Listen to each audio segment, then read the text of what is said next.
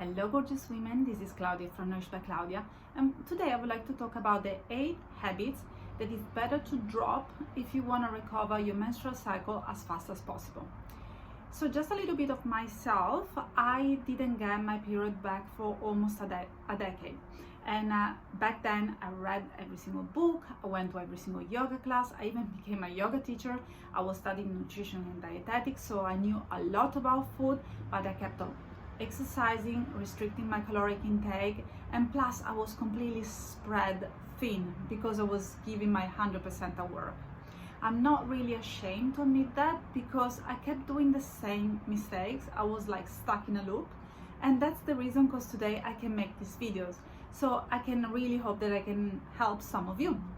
So let's get started. Mistake number 1: avoid weighing yourself regularly. So stepping on the scale, it's very easy, and lots of women out there, they keep doing so because it's something the society tells you that it's quite okay to do. But if you're trying to recover from hypothalamic amenorrhea, don't cheat yourself. The scale is not your friend. It's not a tool where you can monitor your progress. It's actually an enemy, although you don't want to say it out loud and you don't want to realize it. If you really want to keep weighing yourself just to make sure that you're adding enough weight, just do it at a friend's place, or maybe just go to your GP. You don't have to have the scale in your bathroom and check your weight every single morning, because also if you control every single gram that you put on in your body, the result is not going to change. You're going to get your period back when your body's going to feel safe to ovulate and to give your menstrual cycle. On top of it, I don't know if that's you, but when I used to step on the scale every day and the number was higher than usual, although what I really wanted to do was to retrieve my period, I felt something crashing on the inside. And soon after, I found myself restricting my caloric intake for the day, or I found myself compensating by going for a run or going for a walk. On the same token, whenever I stepped on the scale, and also if I was trying to put on weight, because remember, I wanted to recover from HA and I wanted to have a baby, whenever the number was a little bit on the lower end, I would feel so happy inside, although I knew that was the wrong thing to be happy about. So bottom line, get rid of the scale. Tip number 2, avoid body checking yourself. So maybe let's say that you're not even weighing yourself, you don't even own a scale, and that's fantastic, yay! But you're still checking your body quite regularly. So I gave you an example. Whenever I was stressed out, especially because I felt that all my clothes were getting tighter and tighter and I was gaining weight, or maybe because I had skipped an exercise session, my hands would go straight to my hip bones just to make sure that they were still sticking out of my jeans. So getting rid of this habit, it's really triggering and difficult, but it's super detrimental for your recovery journey. So whenever you feel like touching your bones to make sure that they're still there, or whenever you check yourself in a mirror just to make sure that you haven't put on weight, stop doing it, stop your hands halfway, walk away from the mirror and just hug yourself and tell yourself that you are exactly where you're meant to be. You're in the right place, you're doing the best that you can, you are a fantastic woman, because do you know what? You really are. Tip number 3, you download a fitness tracker or a food tracker on your phone or even on your smartwatch. So when you decide to recover from hypothalamic amenorrhea, you're super committed, so you want to do everything in your power just to make sure that you speed track your journey and to get your menstrual cycle back. But you can't really retrieve your period with the same mentality that gave you HA in the first place. So you really need to start giving up control. And what you're trying to do by monitoring your food intake and your exercise regime is just keeping control over your body. The one thing that you should be doing right now is get rid of all the apps and just start to tune in with your body. What does it need? What do you need?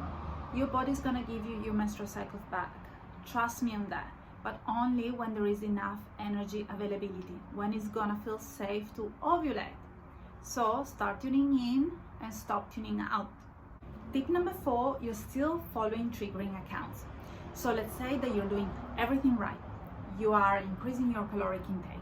You're slowing down and you're not exercising as you used to be. you said no to a job that was full of responsibility, and you're spending your weekends with friends, going out for lunch and dinner and so on and so forth. But when it comes to the end of the day and you're completely exhausted because of all the things that you have been doing, and you don't want to think about how to recover from hypothalamic amenorrhea anymore, you sit in the couch and you start checking all the Instagram and Facebook account that you used to watch months ago. So you don't think that they're doing any harm, because that's what you have been doing for such a long time. But these accounts, they can be really triggering because they can put a seed into your brain. Same goes for all the celebrity magazines or all those websites that sells 500 calories diet or the celery juice diet and all of them. Delete, delete, delete. Stop watching them, stop following them. Instead, you can replace them with beautiful accounts about body positivity and intuitive eating, or about mental health and stories about women that have done something in life. Tip number 5, you avoid sharing your recovery journey. I get that. For the first few years, I didn't want to tell anyone that I didn't have a period, let alone that I was trying to recover and failing to recover from HA. I didn't even know that there was such a thing as HA, to be honest. And I was studying nutrition and dietetic back then. And everyone seeing me as the healthy one, the fit one, the one that was always working a lot, but she was like making a successful career.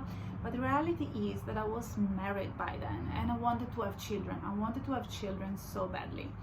So when I really put my mind into it and I decided to recover, I told my story to my partner, first of all, and then to 2 of my trusted friends. It changed my whole recovery completely. Most of the time, they didn't have the right answers. They didn't know what to do. They actually didn't get what I was going through, but at least they were there to listen.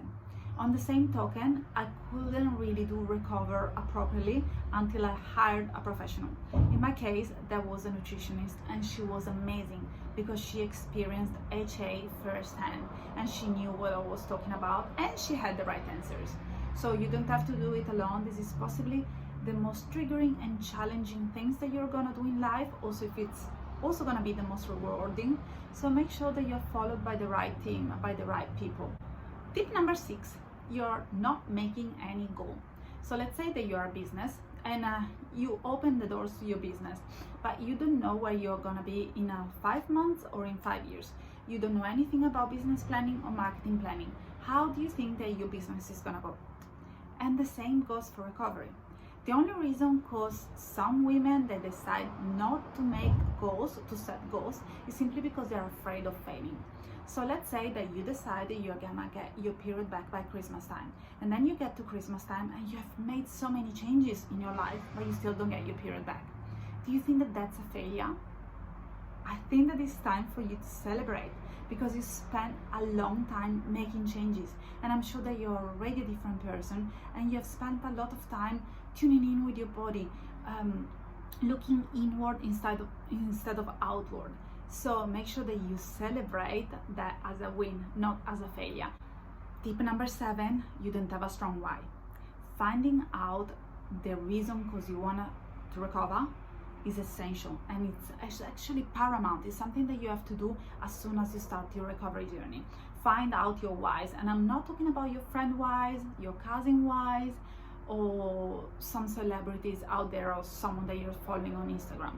I'm talking about your whys. Why do you want to recover? Break them down. It's not enough to say, oh, because I want to get my menstrual cycle back. No. It's just because maybe you are completely exhausted of overtraining. You can't take it any longer about checking the menu before going out for dinner. Or maybe because you just want to eat a chocolate cake. You haven't eaten a chocolate cake for years. Or maybe because you want to get pregnant by the end of the year. It doesn't matter what your whys are, but make sure that you have them. Write them down, set them in stone, and write them on post-it note, and then place all the post-it notes around the house, especially in the bathroom mirrors. So when you wake up in the morning, instead of checking your naked body, you check your whys. And last but not least, you don't change your mindset. So if you come into recovery with the same mindset that gave you HA in the first place, you're not gonna succeed. If you keep following all those beautiful body positivity accounts, but you don't act on them, you don't start increasing your caloric intake, you don't stop exercising, and you don't prioritize recovery and rest, I'm so sorry to tell you this in a very harsh and direct way, but you're not gonna recover. So work on your mindset. Make sure that you believe that you can do it, because I trust in you. You actually can. Alrighty, that's enough for me today. Enough of the 8 habits that it's better for you to avoid if you wanna get your period back.